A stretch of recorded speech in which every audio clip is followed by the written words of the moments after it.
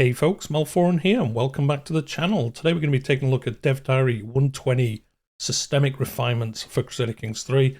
This is our, second or third kind of deep dive into a lot of the changes that are coming with the next expansion. This one is going to cover Vassal changes, men-at-arms, domain limits, building slot revamps, revamps to buildings, personality tooltips, destroying artifacts. Yes, destroying artifacts is finally coming to the game. And improvements on the current situation. So yeah, there's a lot in here. It's going to be a long video, so if you do enjoy it, make sure to hit that like button. Subscribe if you're new here. I cover Crusader Kings and a bunch of other historical games on the channel. So we're just going to get straight into it because it is going to take us quite a while today, just like last week. So the first one here, they're going to talk about Vassal stances. This is basically how they're going to redo like how opinion works in the game. You're going to still have opinion, but they're going to change kind of how vassals act based on that and things like that. So as they say here, the common dilemma historically with CK has been opinion inflation. We've all seen that, especially late game. If you have a lot of modifiers, you have a lot of artifacts, I guess future content as well that affects opinions. It's just too easy to do really bad stuff, but it doesn't matter because you have so many good modifiers that your vassals love you anyway. Which, doesn't make sense once it gets to a kind of silly point, as they say. After a while, your vassals will like you so much by default, they won't have internal problems anymore. As I say, you can just get so many modifiers. They just love you no matter what. It's also very common that you'll end up in a situation where all your vassals either hate you or love you. There's very little nuance outside of having the odd rival. For this reason, we've introduced the concept of vassal stances.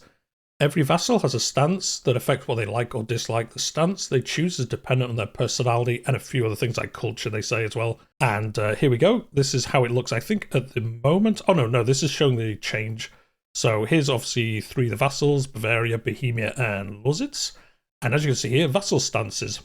And there's, 6 different ones here. They are going to go into what they mean further down. But basically, these are going to, even if a vassal, I think, dislikes you, if you do things that match their stance, they're less likely to go against you, and the other way around as well. They might like you, but if you keep doing things against their stance, they might rebel against you anyway. It's basically just putting like another tier of, I guess, like interaction between you and your vassals to make it a bit more interesting. The vassal stances are courtly, parochial, definitely pronounced that wrong, Glory Hound, Zealot, Minority, and Minor Landholder. We kind of had something like this in Crusader Kings 2, didn't we? We had like the Zealous trait and things like that where your vassals would like you declaring wars or not. So I guess they kind of bring that back, kind of reworked a little bit.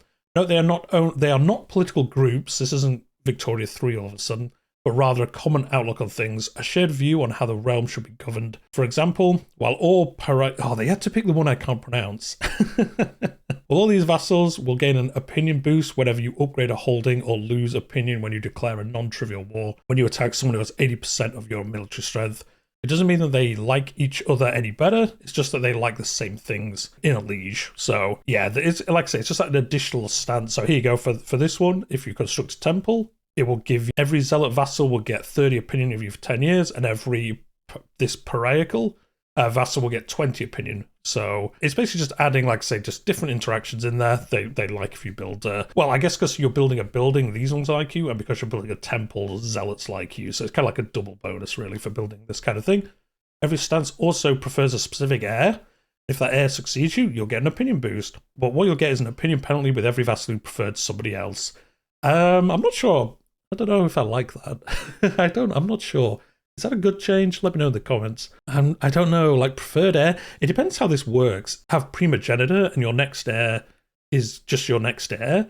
You kind of have no way to kind of combat this. It works with other ones like Scandinavian elective as well, I guess, because you do, choose who you want to a certain degree. So I can see this working a little bit better there. But I think for like primogenitor, it's a bit harsh. If like nobody likes your first son, there are ways to obviously change who, you could have him killed or whatever. But I don't know. I'm not 100% sure if I like that change. I guess it makes sense. Historically, I'm sure vassals didn't like the first son and would rather the second son was the king. So I guess it kind of historically fits, but I don't know, it could be a little bit harsh if you're just unlucky with how things fall. So stances prefer heirs based on a variety of reasons, but most often they either want a liege similar to them or one they believe would serve their interests. They'll naturally tend away from children and heirs of non-preferred genders unless they don't like any alternatives. So kind of how the voting system works now.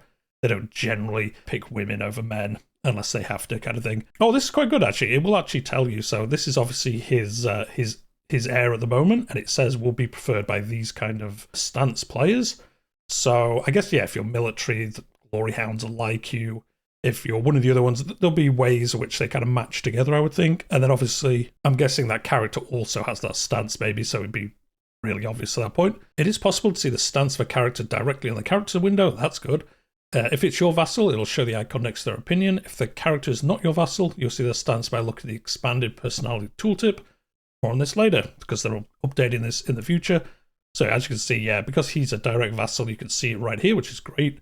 And if he wasn't, if you hovered over Gracious Blackguard, it would tell you the other kind of bonuses and things like that, kind of archetypes that he is. So, and as they say, they'll cover that bit a little bit more later. The different vassal stances are as follows. Courtly. Courtly vassals believe in nobility and tradition. They wish to preserve existing hierarchies. Social or compassionate vassals will often adopt this stance.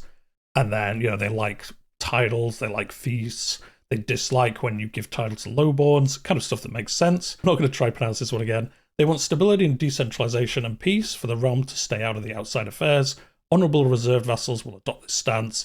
So this is all just about building up the realm, not doing war and things like that, unless you have to. Glory Hounds is all about standing and prestige. So, you know, lots of hunts, lots of wars. Dislikes if you have control of them.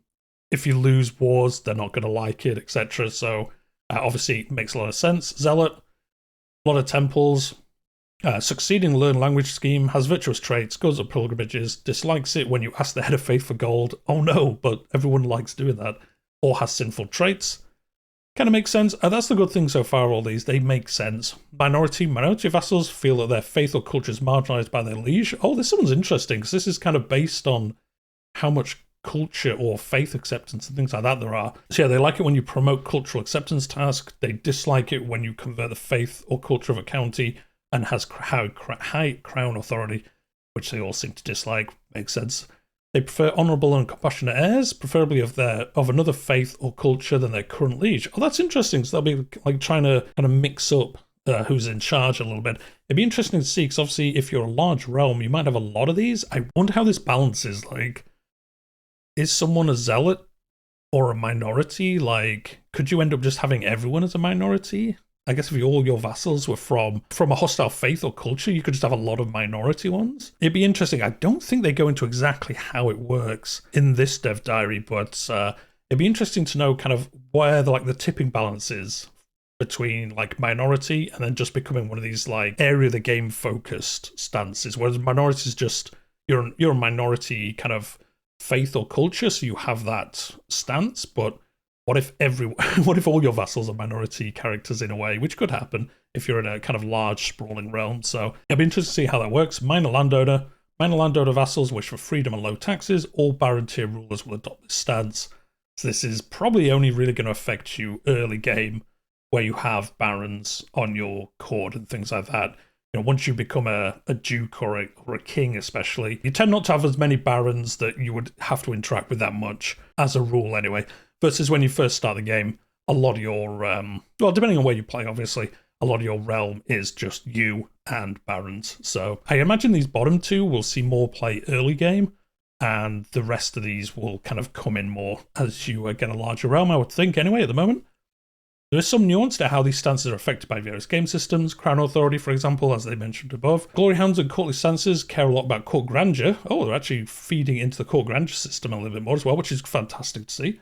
It's very likely that we'll add more things in the future. Obviously, again, as we said before, combining the systems from different, I'm going to say expansions, but a lot of this stuff is in the free patches that came with those expansions. So actually intermingling all these systems is great, way better than CK2 did it.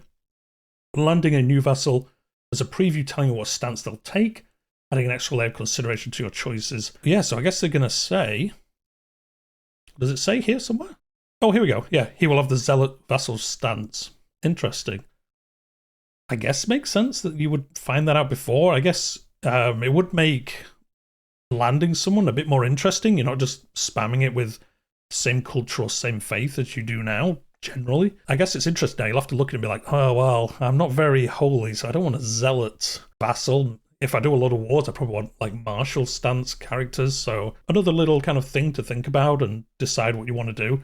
So kind of makes sense. Although, to be honest, once you're landing people, it's generally at a point where they're not going to be a problem for you anyway. But it's another nice little decision to make, so it's all good. In addition, we replace all instances of Vassal Opinion with new stance opinions. Oh, okay. Which should make choices even more interesting. We've also replaced quite a few instances of other opinion types that more often than not were equivalent to general opinion. For example, a lot of same faith opinion have been replaced with zealot vassal opinion. Oh, so this is actually going to change up opinions quite a lot. Even more than I originally thought, because it sounds like a lot of the things that just generally affected vassals and other characters are now going to affect these stances. They're going to be way more targeted at certain people rather than just being, as it says, just general opinion modifiers are pretty much going away, and it's all going to be about more focus. So I wonder if you could build up a realm, like you just want to make a really holy realm, you want to be like, the Holy Roman Empire, but actually holy, and then you could have a lot of zealous vassals and just always choose holy decisions, and they'd love you forever, and it'd be crazy to do that. But I guess looking at this is how you could do it. Have a martial realm and just have loads of martial vassals, and they'd love you going to war all the time. I wonder if they, like the never-ending war modifier, I can't remember exactly what it's called off the top of my head, the one where you get a negative opinion for the longer your wars have been going on. I wonder if that gets reduced for certain stances and things like that. That'd be interesting to see as well. But yeah, anyway, so yeah, they're saying it interacts with other things. They're going to be adding more in the future. Getting rid of some of these general opinion modifiers is fantastic as well. Makes it a bit more interesting in what you're doing. And there you go. The last thing there is patient now affects courtly and this one, vassal opinions. So again, kind of just changing how things work. And there we go. That's the vassal rework to some extent. I guess not really a rework, although there's so much being changed there. It is basically a rework. So let me know what you think in the comments. I like it. I do like that it's going to require a bit more thought. You're not just going to be able to just throw modifiers at people. You still will be able to do that, but it's going to be a lot more targeted and kind of harder to do, I think, looking at how that works. The next one is very interesting as well. It is men-at-arms stationing. Another thing that we've wanted to solve is men-at-arms modifier stacking, which has been a big call out by the community. It is a bit silly, some of the modifiers you can get. Buildings used to give global bonuses to various men-at-arms types, which would either be very underwhelming, there's definitely some of those, or extremely overpowered, there's many of those, where you could just boost heavy infantry, ridiculous level by just building barracks everywhere. We've introduced men-at-arms stationing. You can now station your men-at-arms regiments in domain holdings, which gives them a bonus. Each holding can have one stationed men-at-arms regiment, so you'll have to choose wisely which regiment is stationed where. Stationing is entirely optional. You don't have to do this, but why wouldn't you? Because it gives you a bonus. There's a lot of buildings that give bonuses, both generic and specific. So I think how this works is, rather than buildings just giving you across the board 10%, let's just go by this one. Ignore the station part, because I can't remember off the top of my head exactly how it works at the moment. So, this building in-game at the moment will give you plus 10% to all men-at-arms damage, just across the board. Just you build this, you never have to think about it, just boosts your men-at-arms. Well, now, if I'm reading this right, and I think I am, is you have these buildings, but they basically support one unit. So that one unit gets stationed in there. They get that bonus, but the rest of your units don't get that bonus. So it's going to be a lot more interesting building buildings that match your men-at-arms and then stationing your men-at-arms in those buildings so they get the correct bonuses. And then obviously when you go to war, they'll take those bonuses with them. And that's basically how it's going to work now. Again, I kind of I think some of the generalized systems that were in the game at launch are now finally getting a bit more kind of as it says, refinement in how some of these systems work. Like, it was fine at launch, but this is a way better way for this to work. So it's going to be a lot more interesting what buildings you have, what the AI builds and things like that. I guess they're going to improve the buildings they build. So, and as you can see here, this is an armored footman, not stationed any holding. You'll click this. I guess you'll just get a list of all the holdings that would affect them, and you can choose which one they go into. And as you can see here, there's a nice map, and you can see stationed in Luxembourg, stationed in Petersburg, and these two units are there. These are the bonuses they'll get when they go to war. I wonder if they give any other bonuses, actually. It'd be interesting. If those counties get sieged, I wonder if they give a bonus. It might go into that in a second. After you've stationed a unit, you can see where they're stationed in this card, along with the bonuses and breakdown of sources. You can restation them at any time, except if they're raised, you're at war, or a holding is besieged or occupied. Oh no, yes, you can move it, but it doesn't give a bonus, I don't think. You can also see the province interface. There's a handy button to go there as well. Yeah, no, so it doesn't say. It would be interesting, like if this gets sieged down by somebody, if you're getting raided, the unit that's stationed there, that should give you a bonus, I think, to your defense if you're getting sieged. It doesn't go into that here, but I wonder if that is how it'll work in game, because it wouldn't make sense. If you've got a castle and you've got a archery building and then you have an archery unit stationed there, that archery unit should make your defense better if you get sieged. It would make sense to me. Let me know what you think in the comments. But that would be another cool step on it. So you'd think, well, this place always gets sieged down. Maybe the attacking unit always has horsemen. So I'm going to put pikemen in there as a defensive unit, and that's going to help me. Maybe I get a little bit too much like Civilization if you could do that. But I don't know. To me, it makes sense. As you can station them there, that they would give a bonus specific to being stationed there. So we'll see if that also takes effect. But overall, I like this. It gives, again, just a bit more to do in the game. It makes it more interesting as to what you're doing. I did see a really cool suggestion on Reddit, actually, that if you have a unit stationed somewhere, like these pikemen stationed in Parisburg, if they were there for, I don't know, 5 years or something, they then get a cool name. They become the pikemen of Parisburg, or the Parisburgian pikemen. And then when you went to war, they keep that name. It just gives you like some additional flavor for your troops. You'd be like, oh, that's the guys from Parisburg. And, you know, if they got wiped out, you'd be like, oh no, the Parisburgians got just wiped out and now I'm going to have to rebuild them and another unit would take their place and the same thing would happen. I thought that was an amazing suggestion, actually. I'm not sure if someone's done it on the official forums. I'll take a look after recording this, but I thought that was a really cool suggestion. You know, you'd maybe have like the London and you'd have archers in there and then they become like the archers of London or something like that. Or another suggestion was if you had your capital and a unit stationed in your capital, they become the king's men. So be the king's pikemen of Parisburg, if that was the your capital as well. Again, I just thought that was a cool little bit of flavor that would be added for basically no benefit really, but it'd just be cool, especially if you RP the game. It'd be an amazing little thing. You just give a little flavor for every unit. So we'll see if that does happen. I thought it was an amazing idea. And then the next thing, as I say, is a lot of stuff in here. Domain limit rebalance and building slot revamp. After the big economical AI update that came with Friends and Foes update, I'll be honest, I totally forgot about this, but yeah, it was updated at the time. I just totally forgot till I read this. One point of feedback that came up frequently is that it felt like rulers had too few vassals left. This is obviously an issue in a game about personal relationships. We don't want to limit the AI in arbitrary ways. So we took a look at the game, and one of the things we found was that domain limits on average were very high, even for mediocre rulers. Most of the problematic domain limits we found were coming from innovations. Really? From innovations? I guess?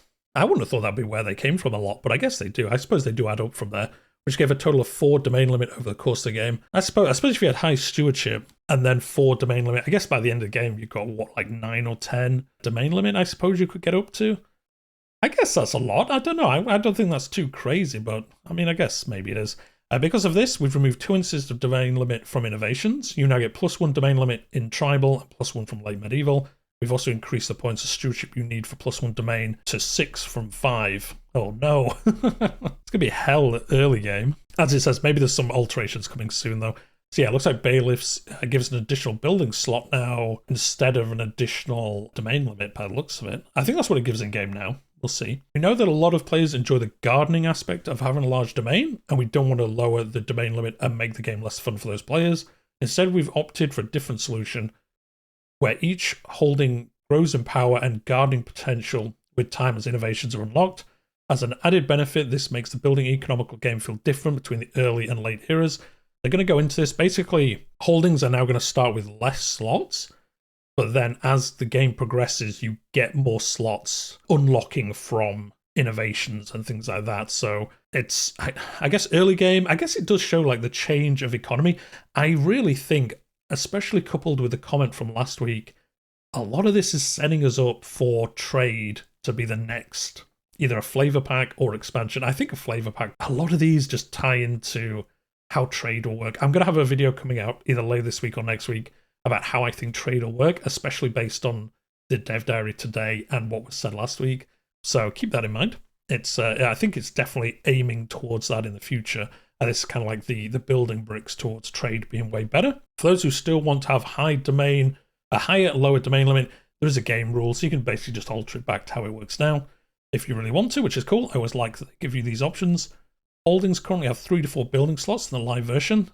We've lowered the base limit by -2, which means that without any innovations, a primary building has 2 building slots and a secondary holding 1. Innovations can increase this limit by 4, making the maximum amount of buildings the same, holding 6, 2 more than the previous maximum. So there's way less at the beginning, but there's more later on in the game. So it does show that kind of progression of time and how the economies grew as, you know, the 400-500 years of history happened. So as you can see, this is Paris at the end game. They've got everything, basically. All the slots, loads of stuff in here. But at the beginning of the game, it probably only has like 2 or 3 slots, ignoring the duchy and special building slot here. So I like this. It's a good change. I think it makes it a lot more interesting that your holdings are small at the beginning and they just gradually grow depending on what you unlock. So I actually quite like this change. I'm sure some people won't. Let me know what you think. These changes should, while keeping domains a tad smaller than before, increase the potential for gardening, as now you can improve and specialize your holdings over time. Instead of locking in the building choices within the first few years of the game, you now make choices throughout the entire duration. I didn't think about that as well. Yes, that's a good point, because at the moment, early game, especially, I don't know if you raid or things like that, generally, you know, cram in your buildings straight away or pretty early game. Whereas at this point, as you unlock those slots, I wonder if you'll get a notifier now saying you've unlocked a new slot in this holding or something to remind you. You can obviously specialize as the game progresses. Maybe your priorities change. You can kind of move a holding towards something different to early game. So I actually really like this. It is rather better than just build them at the beginning and just never think of your buildings except for upgrading them in the future. So I actually really like this change. Really, really good. New buildings and building balance. Firstly, we took a look at the buildings from a holistic perspective. While it's fun to build, you easily hit a point where it becomes trivial to build whatever you want because of how much gold income you have. For this reason, we've revamped the cost of progression of all buildings. There are still buildings that are cheap, expensive, and so on. The overall cost will go up significantly in the mid to late game. This is a way to, I think, curb how much gold people have, and also makes sense. They're really ramping up the costs of buildings. So as you can see here, this one's 150 for tier 1, but then it's 750 for tier 5. So like tier 8 here, I don't know, must be like 1,500 gold, something crazy. I quite like this though. It does get rid of a bit of that gold spam later in the game, and then I imagine they've changed the modifiers so it kind of feels good to spend that money. So we'll see that as well. While it may look like individual economic buildings may not repay their cost on paper, which is obviously a big thing people talk about in the community, sometimes like, well, once you get past this year, there's no point building some buildings because you'll never make the money back that they cost you. And the truth is that there's so many resources for compounding into the game, from development, lifestyles, traits, and other buildings, adding tax modifiers, that they always do, especially with smart planning. Doesn't make sense. A lot of people don't think about that. I don't think, like, this one might give you 1.7 a month, but if you have a bunch of these modifiers from development, you know, if you're a steward, if you have other buildings that affect modifiers, then this is kind of a little bit deceptive. This could be as high as 3 or 4 gold a month, so it's not as easy as just the base output they have. There are a lot of modifiers in the game, so the early build-up phase isn't disturbed too much, and later on the curve will start going up markedly, making your choices more meaningful and adding additional layers of risk to managing your goal. Again, just getting away from you just spamming upgrade on buildings. You'll have to think about what you want to specialize on a little bit more.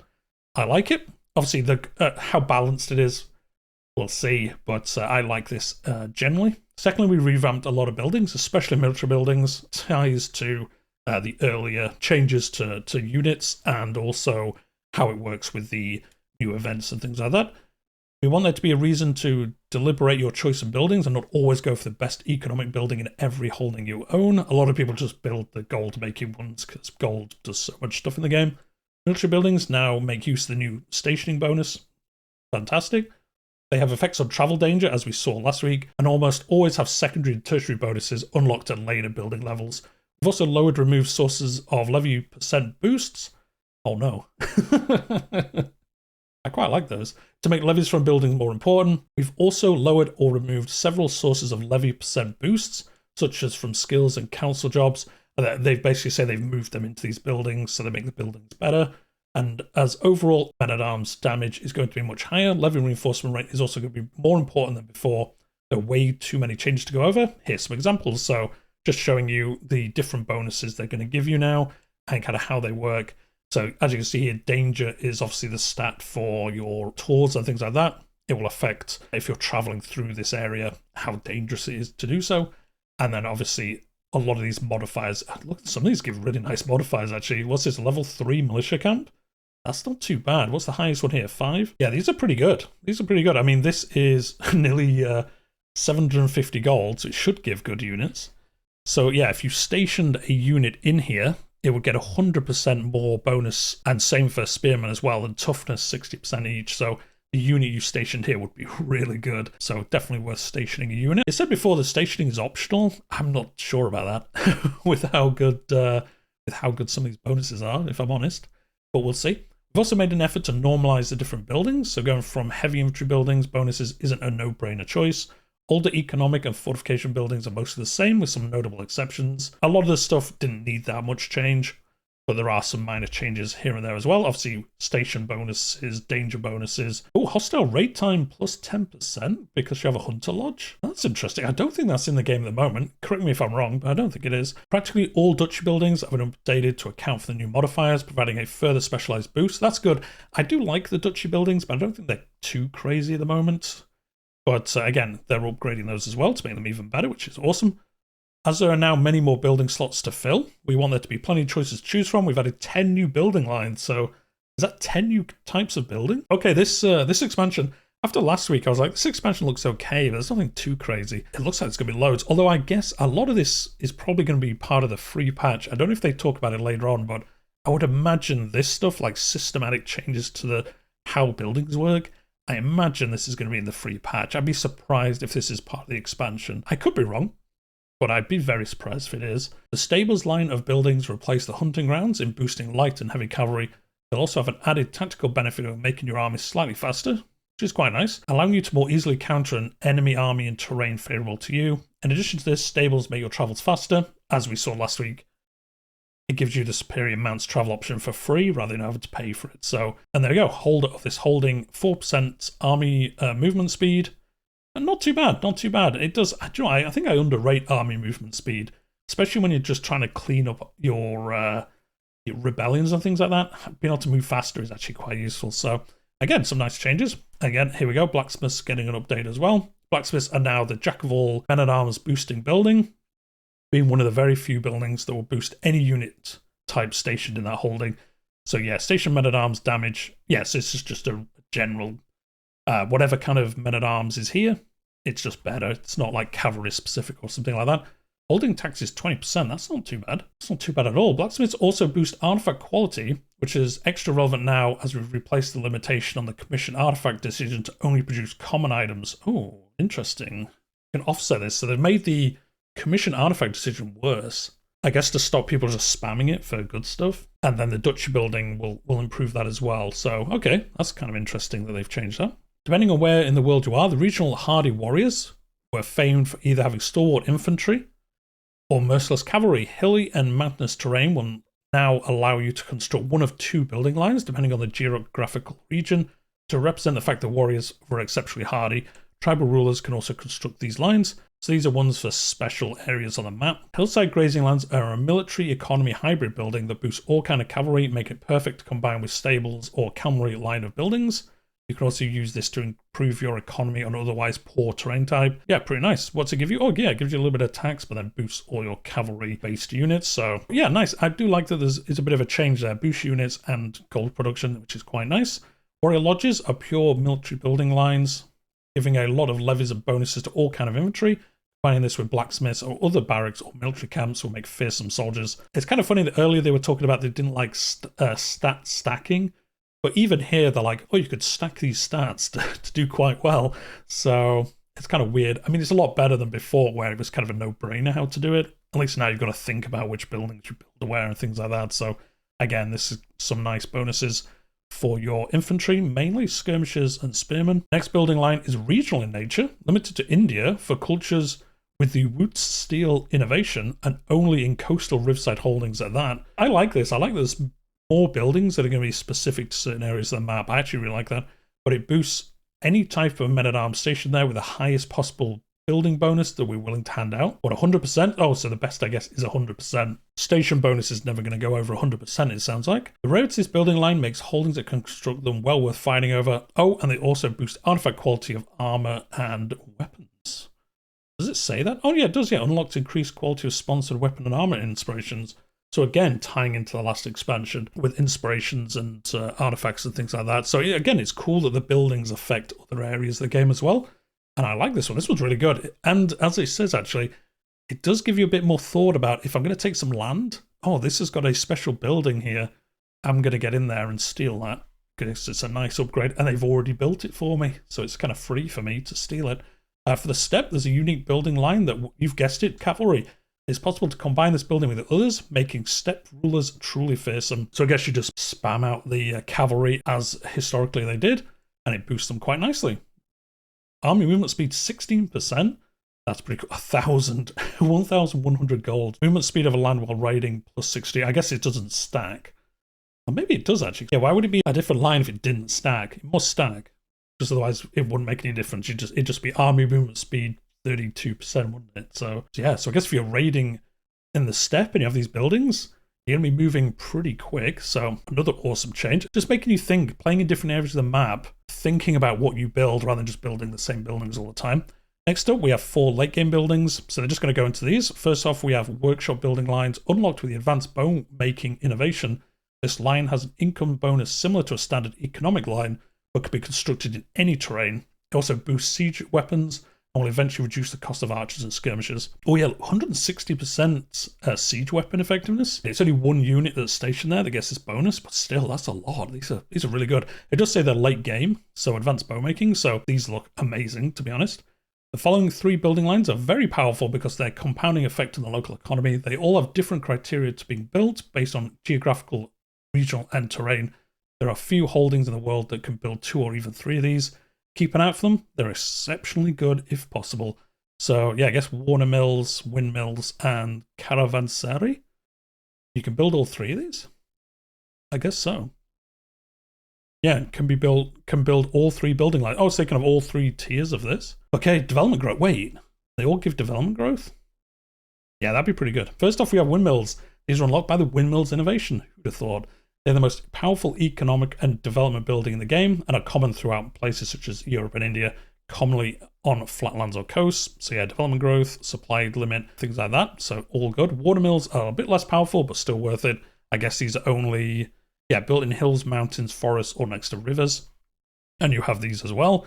So again, kind of specializing where buildings can get built and the bonuses they give. So, and then the last one, Caravansary, are the weakest at boosting development, but a whole host of interesting effects. They're unlocked by the guild's innovation, and they give 2 tax, hostile raid time plus 40%, defender advantage, development growth twice, so 16% and then 0.8 a month, danger modifier for your travel, man-at-arms maintenance cheaper, mercenary high cost cheaper as well. So these are just kind of a bit of a, I don't know, jack of all trades, give you a bonus to basically gold, your economy, and your military. So these are actually really good. It, as they say, it's cool that they kind of limit where these are. But yeah, this area here in Egypt, if you built these maxed out, it'd be crazy how much money you're making. I guess it makes sense. You're at the delta of the Nile, historically a very prosperous place, so it's cool. Finally, here's an example of what you can achieve in the late game if you tailor your economy well. This regiment of heavy cavalry costs 3.4 thousand gold to recruit, and these are the stats after spending roughly 20,000 gold on buildings in their station holding. Hardly a trivial amount, one that you can see the good outcome of this. So this is a size 17. Armored horsemen, plus 410, plus 133 and plus 8. Costs you 26 gold a month when raised. But, I mean, this would beat a lot of armies now. It's just on their own. So this is in a near perfect holding situation. So yeah, these are crazy. As I say, it's a bit weird early on. They say want to get away from stacking, and this is basically saying like look at all these stats you can stack, it is requiring a lot more work. As they're saying here, this is in the perfect situation. It's going to cost you 3,500 gold to recruit up to level 17. It's going to cost you roughly 20,000 gold in buildings in their station holding. Again, this only affects this one, men-at-arms unit. It is size 17, so it's a huge unit at this point, but it does only affect these. If you had another stack of armored horsemen, they wouldn't get affected by this. They'd have to be stationed somewhere else with the exact same setup. So it's going to make it kind of interesting how that works. And next we've got improved personality tooltips. As you saw in one of our earlier screenshots, we've also given the AI personality tooltip an overhaul. We did see that right at the beginning of the video. That was like, 40 minutes ago, so understand if you've forgotten. But it's now much more informative. Each line can be looked at and gives an explanation of how the AI will act with a bit more detail. So just giving you a bit more of an idea of how AI characters will act potentially. So character personality, how likely they are to act based on their character traits. Economical archetype, only for rulers, how they're likely to spend their money. And you will have an idea maybe of how they're going to build up their realm going on.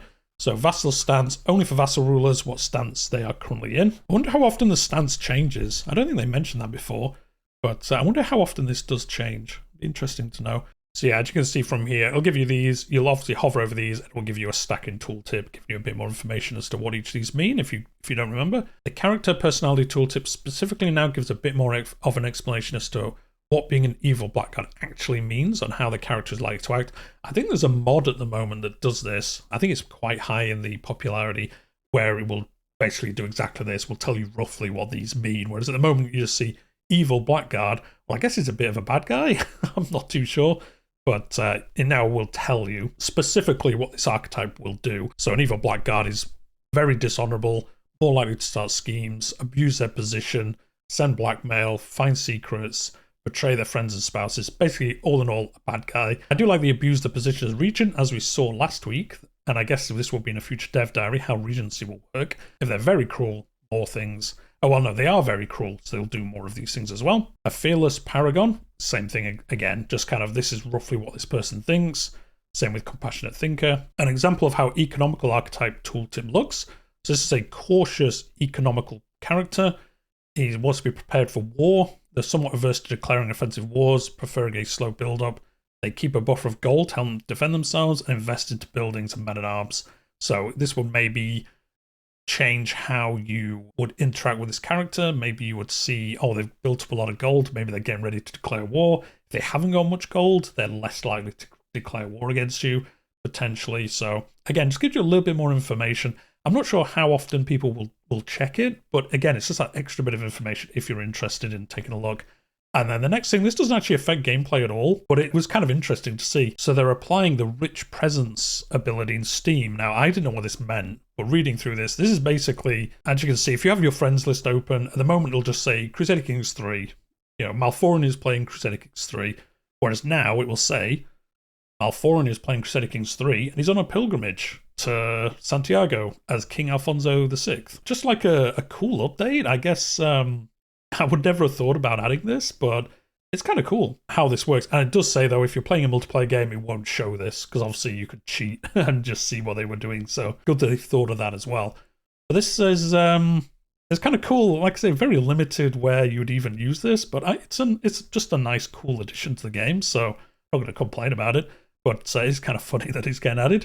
And then obviously one of the most requested features ever is being able to destroy artifacts. Rather than having to wait for them to disintegrate or just gift them out to people if they'll even accept them, you can now just destroy them and get rid of them. It looks like you get gold from it though. A much requested feature. If you're fighting and winning a lot of tournaments, you will end up with a pile of prizes and no room to show them. Kind of sidestepping the fact that you just build them up anyway for no effort, but there you are. Or you might be in a lot of wars looting artifacts from sieges that you'll never use. A lot of hammers I end up with, usually, as sometimes it'd be nice to simply break down the artifact for its monetary value, and now you can do so. It'd be interesting to see how this is balanced, because it could be a ridiculous source of gold, even more so if you're raiding. I guess it kind of makes sense. It's kind of like an extra tier of loot, I suppose, but yeah, it'd be interesting to see how balanced it is with how much gold you get. But it's cool. You can destroy them. I thought just being able to destroy them would be good, but you actually destroy them and get the gold from them. So any ruler can destroy common or masterwork artifacts as they create a lot of clutter. When doing so, you'll get an amount of gold that is a little bit less than half of what it costs to commission the artifact, so it is actually linked to the cost of it. To destroy famed and illustrious artifacts, you have to follow a faith with the Aniconism. Aniconism? Definitely how you pronounce it. Quamartians, which didn't have the 10 before, and Iconoclasts gain piety when destroying artifacts, and an especially strong boost to piety if they destroy a religious artifact of any faith. This was an interesting and immersive spin on otherwise quite uninteresting tenet. That is really cool. I can imagine doing a campaign where you are an iconoclast and you could just like roleplay just going around the map, just stealing religious artifacts and destroying them, and just being super, you know, paragon of virtue just from destroying icons of other realms. That'd be actually, I might do that on the channel. Let me know what you think in the comments down below. I think that'd be a really cool campaign, just playing a iconoclast, you know, hopefully a raiding. You can somehow get raiding in there, and then you just go around destroying stuff everywhere for gold and piety. I think that'd be really, really cool to do. So yeah, rulers of this faith must spend piety to reforge or repair artifacts. That's interesting. Oh, again, because they don't like artifacts. So yeah, that makes sense actually. That makes sense. Rulers of this faith can destroy artifacts for piety, and then temple construction time and cost reduction. So yeah, that's cool. I guess, yeah, because as this character, you don't like artifacts, so having them yourself, there's no day-to-day cost, but I guess it's going to be really expensive to repair them or reforge them. But I think that'd be a cool campaign, just going around destroying stuff. I think that'd be awesome. And then we're on to the next bit. Current situation improvements. There's so much in this dev diary. I kind of feel like they could have split it into at least two, but not complaining. It's full of interesting information. This video is going to be at least an hour long though, so I do appreciate it if you've stuck along till now. A tool that everyone uses, both veterans and new players, is the current situation widget, a handy collection of information, both pressing and not, that can help you decide what to do. Until now, the interface has not been informative as it could be. Again, there's a mod I think that does a lot of these changes, and obviously it's really popular, so they've thought it's about time they do it in game. There's some amazing changes. So as you can see, they've put some icons in here now. There's a lot more information. This doesn't show all of it. This is a game start situation list and kind of how it shows different things. The biggest one, they're going to go into this later on, is you can now see propose an alliance with someone. It now shows you how many troops they have. And also when you're calling an army in, when you're calling an ally in even, it will show you this number here. At the moment, if you're like me, you have to go, oh, maybe I want to call them in. I've got to click on them. I've then got to look how many troops they have, and then I've got to come back to this screen. You can right-click the character as well, I guess, but it's just getting rid of those steps, which is awesome. As you can see, we've added a lot of icons. I don't know if it makes it look a bit too busy. I kind of feel like these ones where you have multiple choices, this should be first and then the arrow second, because then all the icons line up on the left-hand side. That's just me being picky, though. And there you go. Yeah, just upgraded things. They've changed how some things work. And then here, potential wars will now show whether or not the potential target is much weaker green, or roughly the same strength grey, or stronger red. I don't often use the you can declare war option. I don't know what you guys feel about that. I generally don't use this to decide who to declare war on, but I guess kind of makes sense. Wish you could filter it, so like filter out non-claims of your own, because at the moment it shows any war you can declare, and sometimes there's like, oh, a visiting person has a county claim here, and you're like, cool, I'll never declare that war. You can click them out of this, remove them, but it'd be cool if you could filter in some way. But again, this is just good. At a glance, you can see maybe easy wars, maybe wars you want to build up to in the future. Alliances have also been expanded to include everyone you can form an alliance with. Previously only showed close family, and it's been split into those who would accept and those who need convincing. Oh, that is cool. Again, another cool change. These are alliances you could get straight away if you wanted to, and again, shows their army size, if they're in your realm or not. And then potential ones, like, oh, you're close. If you give them some gold, if you swayed them a little bit, they'd potentially become an ally of yours. So really good changes. Here you can see the opinion of the realm priest is now shown directly in the entry. There's also new situations where a pope would grant you a claim to a relevant duchy, not endorsed by your bishop, and showing the modifier, rather than, again, you have to go and click on him and find out what it is. And then as your head of faith for claims, it's just going to show you which ones you could get. So again, you don't have to go to the pope, click the button, look in the list. You'll now just be told you can get a claim on these 3 if you ask the Pope. So just nice quality of life changes. Some of these at the end are just nice quality of life changes that are really, really good. So, you can station a man-at-arms regiment. So yes, I guess if you have a slot open, it's going to remind you and say, like, look, you're missing a bonus here by not stationing a men-at-arms in this building. So, and there you go. In fact, there are so many changes. Here's a full list. I'm not going to read through this. As always, there'll be a link to this post in the description down below. There's so many here. I'm sure all of them are really good. I'm just not going to read through them all. And we've been here for an hour already, so, but all really, really good. Just making that thing, like, I think that's one of the best features of, it's going to sound weird, of CK3 is this situation thing is just so good for just helping you, especially new players. I played a lot of CK2 before playing CK3, so obviously I knew how a lot of things worked, but I imagine if you've never played Crusader Kings, it's just so good to go here and just think, oh, these areas I need to improve on before I kind of know that I have to do that. Just guide you a little bit, kind of like an additional tutorial that's always active, basically. So again, if you saw this few knights, well, you click on this. Do you invite knights? Do you do other things that help you get knights to fill this out to 9? Because obviously you want this maxed out as often as possible. Basically just a load of cool changes here. We were going to write about some other things, but at the moment, the document we work on is almost 50 pages long. Yeah, I'm not surprised. This has to be the biggest dev diary they've done. Surely, it's so big. Maybe some of the early ones were large as well. I can't remember now. But they're going to go into more quality of life changes in a future dev diary down the line. So, yeah, there's a lot in there. They covered, as they say here, vassal stances, men-at-arms stationing, domain limit rebalance, building slot revamp, new buildings, new personality tooltips, rich presence, that thing with Steam Friends, destroying artifacts, improve the current situation. Crazy. Next week, we're going to go into a dive into the activity system, take a look at some of the reworked activities in detail. So next week is all going to be about activities, I guess how they've changed with being located on the map. I imagine we'll go into more detail about how buildings and things like that affected as well, and basically how that system works. So next week's is going to be super interesting.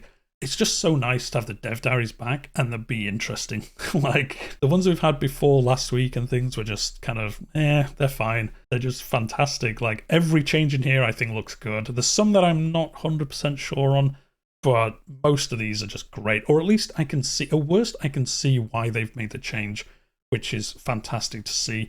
And a lot of this is from feedback, and a lot of it's just, like I said before, I think like the game came out with like the vanilla version of some systems, and as this is called, systemic refinements. This is all about just making these systems better and then setting the game up for the future. So I'm really happy with this. Let me know what you think in the comments down below. Hit that like button if you've made it to 50 minutes at least at this point, because you've obviously enjoyed it. And subscribe if you're new here. I cover the dev diaries for Crusader Kings, and I play historical titles on the channel. But we'll leave it there for today.